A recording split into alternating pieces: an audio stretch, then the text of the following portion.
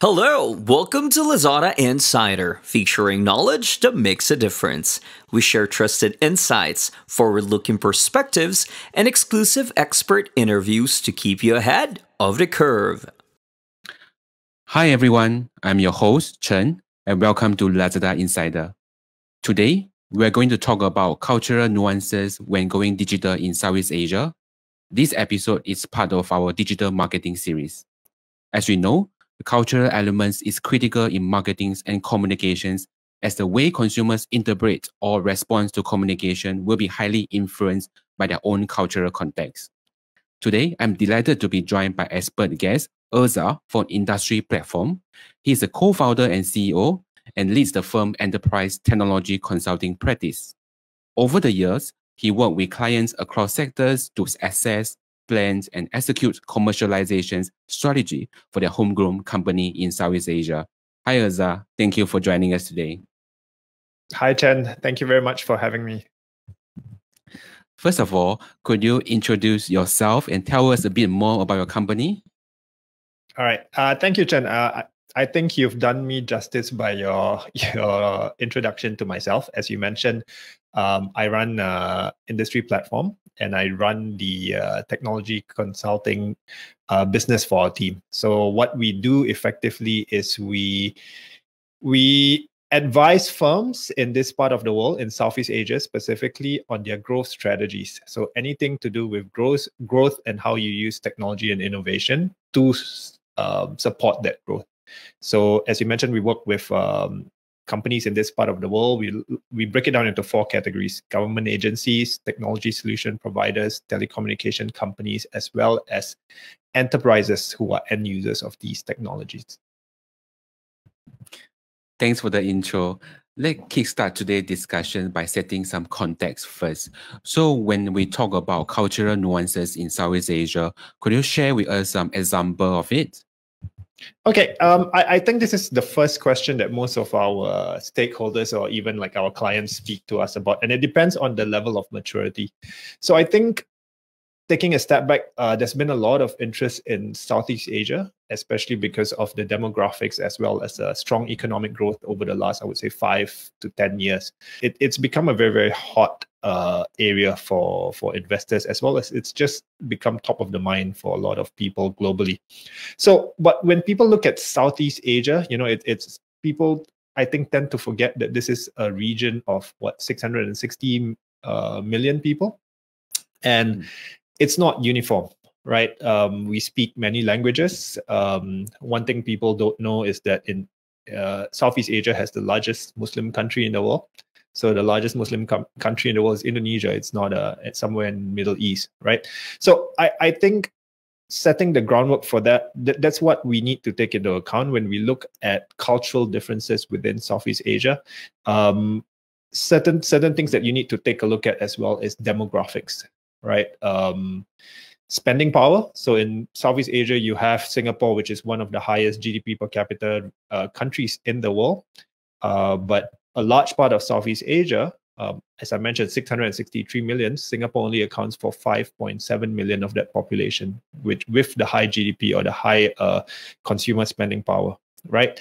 The rest of Southeast Asia are still developing countries, and I think people have to be aware of that as well. So those are the things I would say, for people to take note. What are the cultural differences? What are the different languages? What are the different spending powers, as well as demographics? So demographics being, in Singapore, for example, I think the average age is for the median age of the population in Singapore is about 42, whereas in younger countries you have Vietnam, or you have Myanmar, or even Cambodia, where the median age is in the mid to low 20s. Sure. Let's deep dive into it a bit more. So for businesses who are expanding their footprint in Southeast Asia, why is understanding cultural differences so important for them?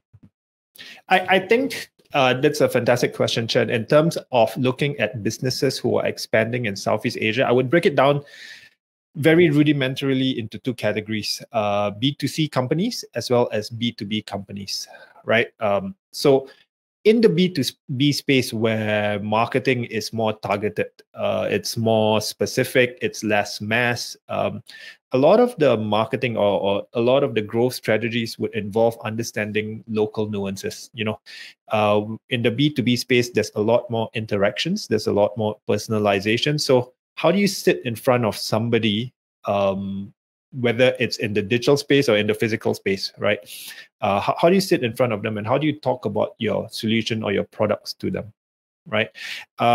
In the B2C space, a lot of it is branding as well. And because of, recently because of COVID, a lot of people are shifting towards digital means to promote themselves, their companies, their brands. And it's been quite effective as well. But again, when you talk about cultural nuances, it's something that all marketers have to take note about, right? I'll give you another example. I mentioned earlier about Indonesia being the largest Muslim country in the world, right? So an understanding of practices, norms, cultural thresholds of acceptance with regards to certain products or certain values, I think is very, very important for both B2B and B2C companies. B2C companies, I think, have to be a bit more careful because, you're marketing to a mass audience. In the B2B space, you don't want to say things which might offend the person sitting in front of you or your potential prospect as well. So I think that's something that people definitely have to take more awareness around. One thing in the B2B space, because that's where I operate mainly, tone and hierarchy. Different countries in Southeast Asia have different respect for hierarchy, right? So when I go out for meetings in Southeast Asia, for example, my team will prepare a lot of meeting notes to even how to pronounce names correctly, what kind of salutations to use. Because in Thailand, you use different salutations. In Malaysia, you use different salutation. Indonesia, you use different salutations, which is also a function of title, where they sit within the organizational hierarchy, as well as age. So I think in the digital sphere, it's a lot harder to do that. You cannot say, for example, I can call you Mr. Chen, I can call you Pak Chen in Indonesia, I can call you Kun Chen in Thailand. So I think these are the kind of things that people need to take aware of when growing the business in Southeast Asia.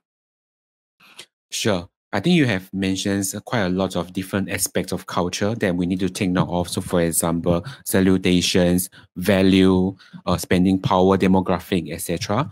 So, for businesses, what are some of the key aspects that they really need to focus on to expand their footprint in Southeast Asia? I think the easiest, and this is, I think, the golden business rule, right, is to understand your consumers or your customers in this case. So, if, for example, I'm a technology solution company looking to sell into manufacturing companies in Indonesia. How do I do it, right? So I would say, everything, all your campaigns, the way you plan it from start to end, need to take into account the customer needs. You cannot. It's very. I know there's a lot of product-led growth that's happening today, but I think there's a very, very big imperative in Southeast Asia, at least, that you understand the customers you are reaching out to, right? And customers within different countries as well. In Southeast Asia, you cannot look at it as a block, right? In Indonesia, you've got to have a different marketing strategy. In Thailand, you've got to have a different marketing strategy. And in Singapore, you've got to have a different marketing strategy as well. So I think that's the main consideration, right? Pick your markets, understand your prospects or your customers within each market, and then build a campaign around it. Cool. Actually, I think that leads nicely to my next questions. So how can we balance like what you're trying to do, brand purpose or brand identity, with the local nuances that we have discovered, like what your consumer need and want? How can we balance it in our communications? Yeah, I think this is the $1 million question, right? Because it depends on the starting point of each company. Because let's say a Jollibee is a Filipino fast food company. They have more brand awareness in, say, the Philippines or even in Southeast Asia, right? It's Southeast Asian native. But then for a technology company which has grown well in the US and then looking to break into the Southeast Asian space, I think balancing brand identity with customer needs becomes a little bit more complex, right? It's like fast food restaurants in this part of the world. They've operated in Southeast Asia for what, 20, 30 years. I remember McDonald's coming into Singapore when I was very young. You have the entire idea of go global, think local is something that's always been present for the last 20 to 30 years.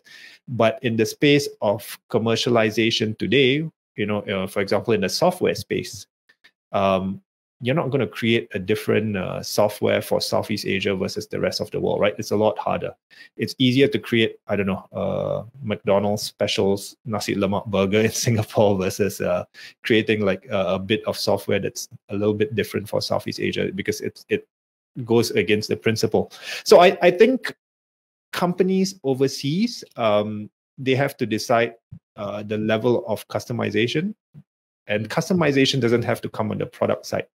It can come on the marketing communication side. And I think that's what they need to do, right? They just need to be very, very aware of the local markets, what the customers want within that market, and how do I effectively communicate this in my marketing communications campaign. I think you have mentioned this many times previously, saying that, of course, Southeast Asia is a region, but there are multiple countries with 660 million consumers. So let's go into the individual country level.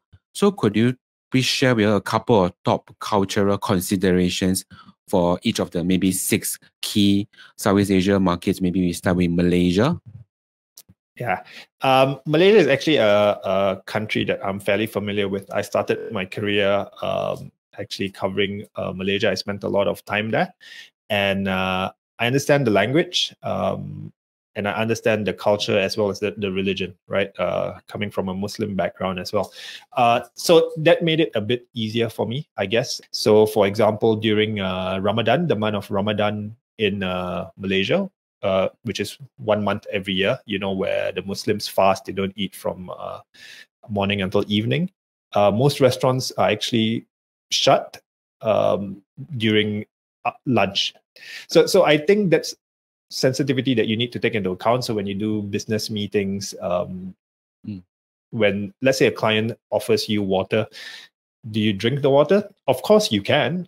What I'm saying is, I think they are sensitive to their visitors as well, but what's the right way to do it? I don't think there's a hard and fast rule around that as well. Another thing about Malaysia, and I think I speak for the rest of Southeast Asian nations as well, it's difficult to determine intent. Intent is a key factor in marketing, right? Southeast Asians, generally, we are really friendly. We are really, really open. We smile a lot. And we are very open to have new meetings, right?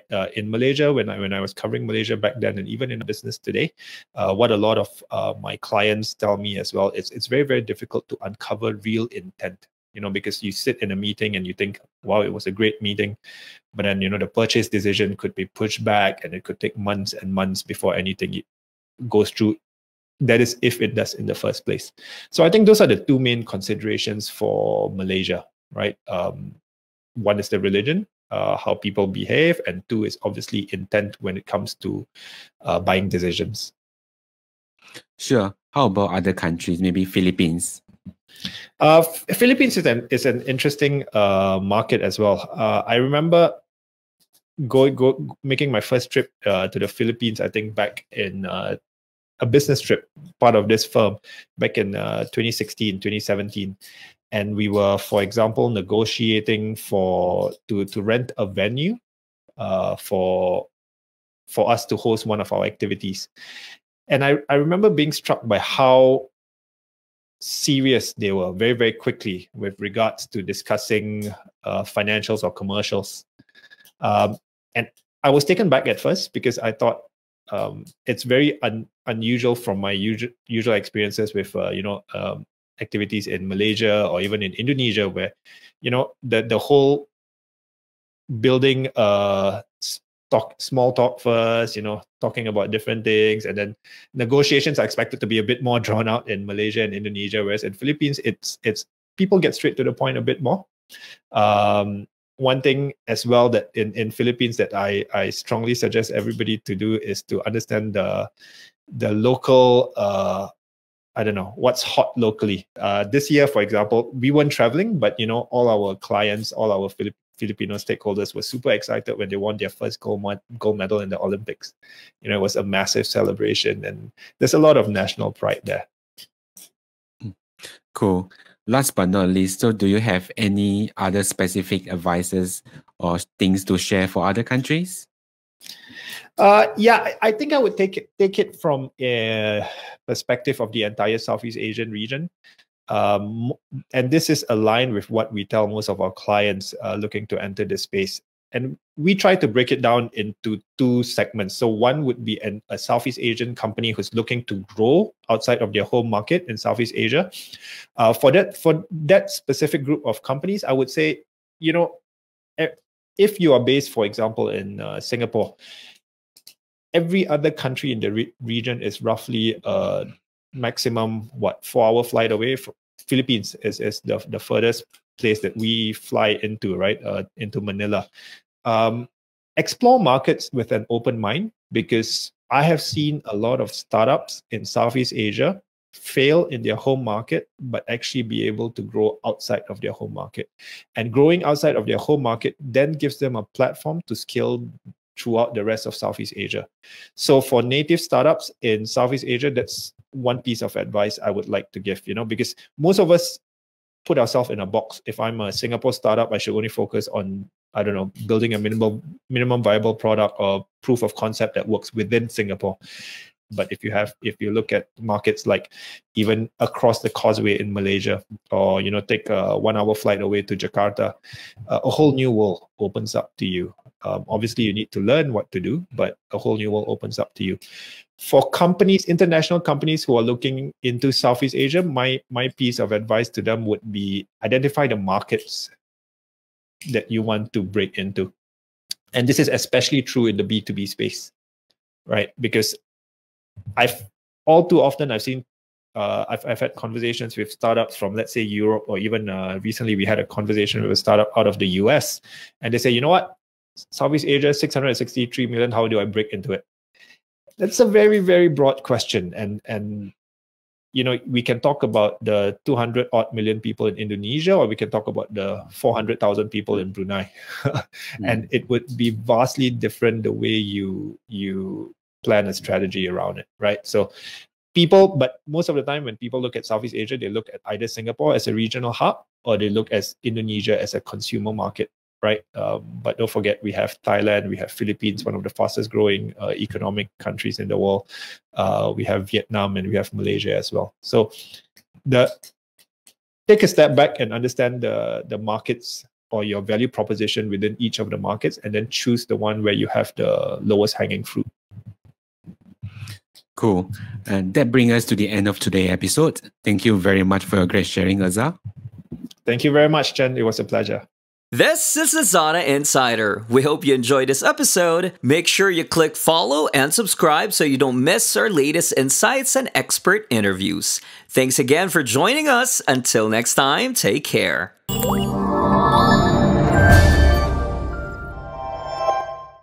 Lazada.